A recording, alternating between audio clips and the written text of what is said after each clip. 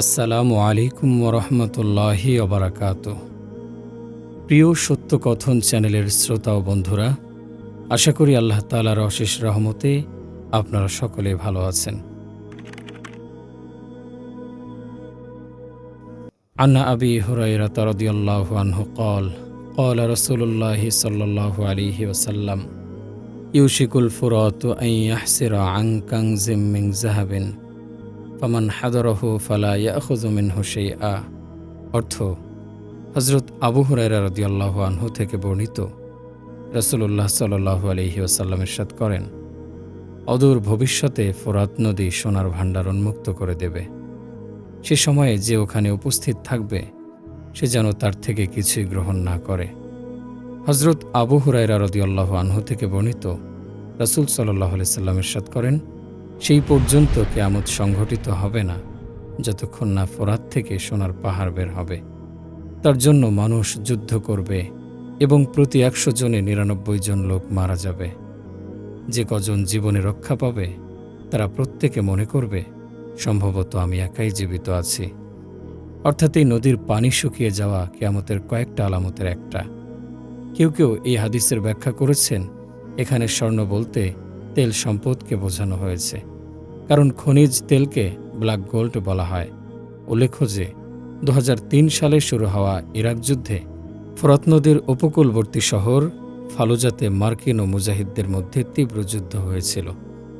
ইমাম মাহদির আগমনের ঠিক পূর্ব হতে শুরু হওয়া যুদ্ধ থেকে শুরু করে তার অবস্থানকালীন ও নেতৃত্বাধীন সকল যুদ্ধের ধারাবাহিক বর্ণনা অনুসারে ইয়াজুজ মাজুজ হয়ে কিয়ামতের সমস্ত আলামত বর্ণনা করে হযরত হুযায়ফা রাদিয়াল্লাহু আনহু এর সুবিস্তৃত হাদিস রয়েছে। পূর্ণ হাদিসটি ভিডিওর শেষে দিয়ে উল্লেখ করা হবে ইনশাআল্লাহ। হযরত হুযায়ফা রাদিয়াল্লাহু আনহু বর্ণনা করেন, আল্লাহর রাসূল সাল্লাল্লাহু আলাইহি ওয়াসাল্লাম একদিন বলেন, জাওরায় বর্তমান বাগদাদে যুদ্ধ হবে। সাহাবাগণ জিজ্ঞেস করলেন, হে আল্লাহর রাসূল, জাওরা কি? নবীজি সাল্লাল্লাহু আলাইহি ওয়াসাল্লাম বললেন, পূর্ব দিককার একটি শহর, যেটি কয়েকটি নদীর মধ্যখানে অবস্থিত। আল্লাহর সৃষ্টিকুলের নিকৃষ্টতম সৃষ্টি ও আমার উম্মতের অত্যাচারী লোকেরা সেখানে বাস করে। তাদের উপর ৪ ধরনের শাস্তি চাপিয়ে দেয়া হবে। অস্ত্রের শাস্তি মানে যুদ্ধ, মাটিতে ধসে যাওয়ার শাস্তি, পাথরের শাস্তি ও আকৃতি বিকৃত হওয়ার শাস্তি। নবীজি সাল্লাল্লাহু আলাইহি ওয়াসাল্লাম আরও বললেন, যখন সুদানিরা বের হবে এবং আরবদের বেরিয়ে আসার আহ্বান জানাবে, এমনকি আরবরা বাইতুল মুকাদ্দাস কিংবা উর্দুন বর্তমান জর্ডানে পৌঁছে যাবে, ঠিক এমন সময় সুফিয়ানি সিরিয়ার বনু কালবের কুরাইশি শাসক ৩৬০ অশ্বারোহীর সঙ্গে নিয়ে বেরিয়ে আসবে। কোনো একটি মাস অতিবাহিত হবে না যাতে বনু কালবের ৩০,০০০ মানুষ তার হাতে বায়াত করবে না। সুফিয়ানি একটি বাহিনী ইরাকে প্রেরণ করবে, যার ফলে জাওরায় ১,০০,০০০ মানুষ নিহত হবে। তার অব্যাহতির পর সে দ্রুত কুফার দিকে অগ্রসর হবে এবং কুফাকে লুণ্ঠন করবে। এমন সময় পূর্ব দিক খোরাসান থেকে দাব্বাহ আত্মপ্রকাশ করবে, যাকে বনু তামিমের সোয়াইব বিন সালিহ নামক এক ব্যক্তি হাঁকিয়ে নিয়ে আসবে। এই লোকটি সুফিয়ানির সৈন্যদের হাত থেকে কুফার বন্দীদের ছাড়িয়ে আনবে এবং সুফিয়ানির সৈন্যদের হত্যা করবে। কুফা নগরী ও কালবের যুদ্ধ ২০১১ সালের ডিসেম্বরে জোট বাহিনীর শেষ সেনা দলের প্রস্থানের পর ইরাক যুদ্ধের সমাপ্তি ঘোষণা করা হয়। ২০১১ সালের এপ্রিল মাসে সিরিয়ার শিয়া আকিদায় বিশ্বাসী বনু কালব গোত্রের কুরাইশি শাসক বাশার আল আসাদের অত্যাচারের রূপ প্রকাশ পেতে শুরু করে।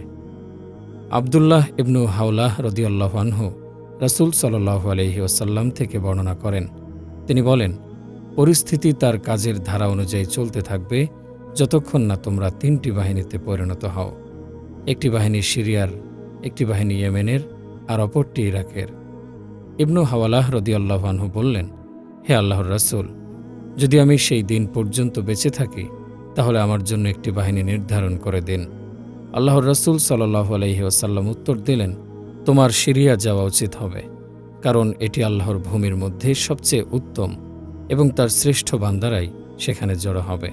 তুমি যদি তা না চাও তাহলে তোমার ইয়েমেনে যাওয়া উচিত এবং সেখানকার কূপ থেকে পানি পান করা উচিত, কারণ আল্লাহ আমাকে নিশ্চিত করেছেন যে তিনি সিরিয়া এবং তার মানুষের প্রতি খেয়াল রাখবেন। এই হাদিসের প্রথম লাইনের বাস্তবায়ন হয়ে গেছে আজ এই মুহূর্তে এই 3 দেশে এরকম 3টি বাহিনী অবস্থান নিয়েছে।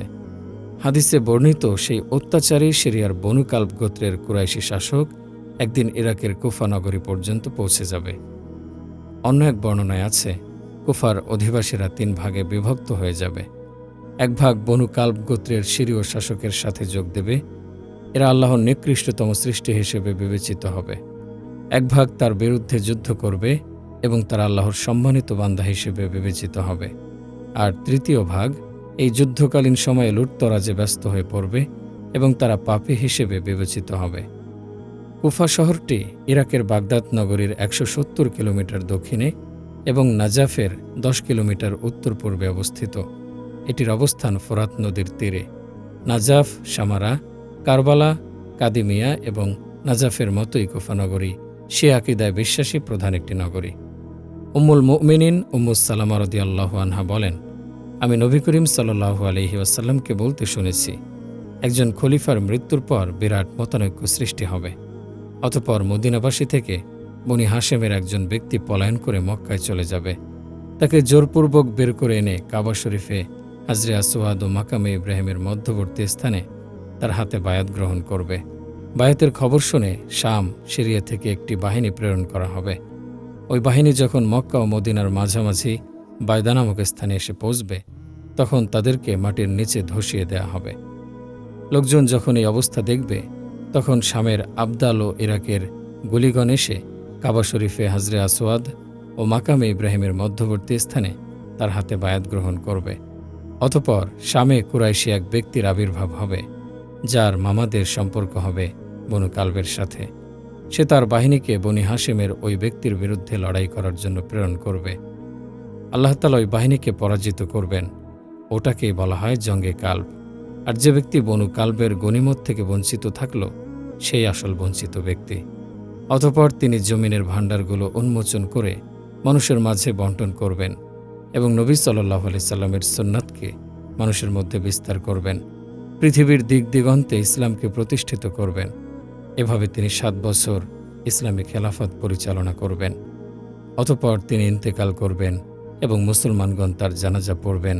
আবু দাউদ রহমতুল্লাহি আলাইহি বলেন, কেউ কেউ হিশাম থেকে 9 বছরের কথা বর্ণনা করেছেন, আবার কেউ কেউ 7 বছরের কথা বর্ণনা করেছেন। হাদিসের বাস্তবতা। হাদিসে বর্ণিত সিরিয়ার বনু কালব গোত্রের এই কুরাইশি শাসক ইমাম মাহদীর আত্মপ্রকাশের পূর্বে ইরাকের কুফা শহরেও তার বাহিনী প্রেরণ করবে। উম্মুল মুমিনিন হযরত উম্মু সালামা রাদিয়াল্লাহু আনহা বলেন, আমি রাসূলুল্লাহ সাল্লাল্লাহু আলাইহি ওয়াসাল্লামকে বলতে শুনেছি, বনু কালব গোত্রের এক কুরাইশি শাসক সিরিয়াতে আত্মপ্রকাশ করবে। তারপর সে কুফার উদ্দেশ্যে রওনা হবে। তখন মদিনা আক্রমণের জন্য সে একটি বাহিনী প্রেরণ করবে। তারা আল্লাহ পাকের ইচ্ছানুপাতে যুদ্ধ করবে, এমনকি গর্ভস্থিত সন্তানটিকে পর্যন্ত বের করে হত্যা করবে। এই গোলযোগপূর্ণ পরিস্থিতিতে ফাতেমা কিংবা বলেছেন আলীর বংশের এক আশ্রয় গ্রহণকারী হেরেমে আশ্রয় গ্রহণ করবে। তখন তাকে ধরার জন্য উক্ত বাহিনী তার পেছনে ছুটে যাবে। বাহিনীটি বায়দা নামক স্থানে উপনীত হওয়ার পর তাদের ফাঁসিয়ে দেয়া হবে। শুধু সেই লোকটি রক্ষা পাবে যে মানুষকে সতর্ক করে বেড়াবে। খুরাসান থেকে বের হওয়া কালো পতাকাবাহী বাহিনী ইমাম মাহদীর হাতে বায়াত গ্রহণের পূর্বে ইরাকের কুফা নগরীতে সিরিয়ার বনু কালব গোত্রীয় কুরাইশি শাসকের মোকাবেলা করবে। হাদিসের বর্ণনাগুলোতে যাকে সুফিয়ানি হিসেবে উল্লেখ করা হয়েছে। হযরত আরতাদ রহমতুল্লাহি আলাইহি হতে বর্ণিত, সুফিয়ানি কুফায় প্রবেশ করে 3 দিন পর্যন্ত মুসলমানদের বন্দী করতে থাকবে। সে কুফা নগরীর ঘাটে 1000 অধিবাসীকে হত্যা করবে। অতঃপর সেখানে সে 18 রাত্রি অবস্থান করবে এবং যুদ্ধলব্ধ সম্পদ বণ্টন করবে। আর সুফিয়ানি কুফায় প্রবেশ করবে সিরিয়ার খাবুর নদীর তীরবর্তী একটি শহর কর্কেশিয়া নামক স্থানে ইউরোপিয়ান ও রাশিয়ানদের যুদ্ধের পর। তখন তাদের ওপর এক মুসিবত এসে বিচ্ছিন্নতা সৃষ্টি করবে। তখন তাদের থেকে একটি বাহিনী খুরাসান ফিরে যাবে। সেই সুযোগে সুফিয়ানির অশ্বারোহী বাহিনী ব্যাপক হত্যাযজ্ঞ চালাবে। দুর্গসমূহ ধ্বংস করতে করতে সে কুফায় প্রবেশ করবে এবং খুরাসানিদের খুঁজতে থাকবে। এমত অবস্থায় খুরাসানে একটি বাহিনী আত্মপ্রকাশ করবে, যারা লোকদেরকে ইমাম মাহদীর দিকে আহ্বান করতে থাকবে। অতঃপর সুফিয়ানি মদিনার দিকে একটি বাহিনী প্রেরণ করবে। মুহাম্মদ সাল্লাল্লাহু আলাইহি ওয়াসাল্লামের বংশধরদের একটি বাহিনীকে সে আক্রমণ করবে এবং কুফায় অবতরণ করতে বাধ্য করবে। অতঃপর ইমাম মাহদী এবং মনসুর কুফা হতে পালিয়ে যাবে। তখন সুফিয়ানি তাদের দুজনকে খুঁজতে বাহিনী প্রেরণ করবে। ইমাম মাহদী ও মনসুর যখন মক্কায় পৌঁছবেন, তখন সুফিয়ানির প্রেরিত বাহিনী বায়দা নামক স্থানে পৌঁছবে এবং সেখানে মাটিতে ধসে যাবে। অতঃপর মাহদী বের হয়ে মদিনায় চলে যাবেন। তখন সেখানে উপস্থিত বনি হাশেমের লোকজন তাকে উদ্ধার করে নেবে এবং কালো পতাকাসমূহ আগমন করবে। তারা পানিতে অবতরণ করবে। কুফায় অবস্থিত সুফিয়ানি বাহিনী তাদের অবতরণের সংবাদ শুনে সেখান হতে পালিয়ে যাবে। অতঃপর কালো পতাকাবাহী বাহিনী কুফায় গমন করবে এবং সুফিয়ানীদের হাতে বন্দী বনি হাশেমের লোকদের উদ্ধার করবে। অতঃপর কুফার অভ্যন্তর হতে একটি বাহিনী বের হবে, যাদেরকে আশাব বলা হবে। তাদের সঙ্গে খুবই স্বল্প সংখ্যক অস্ত্রশস্ত্র থাকবে। তাদের মধ্যে বসরা নগরীর কিছু লোকজনও থাকবে। এক পর্যায়ে বাহিনী সুফিয়ানীদের পেয়ে যাবে এবং তাদের থেকে কুফা হতে বন্দী করা লোকজনকে উদ্ধার করবে। তখন তারা কালো পতাকাবাহী বাহিনীকে ইমাম মাহদীর নিকট বায়াতের জন্য প্রেরণ করবে। প্রিয় সত্য কথন চ্যানেলের শ্রোতা ও বন্ধুরা, আজ এতটুকুই। আবারও আমাদের একতরফা কথা হবে পরের ভিডিওতে। আর ততক্ষণ আপনারা সকলে সুস্থ থাকুন এবং ভালো থাকুন। আল্লাহ হাফেজ।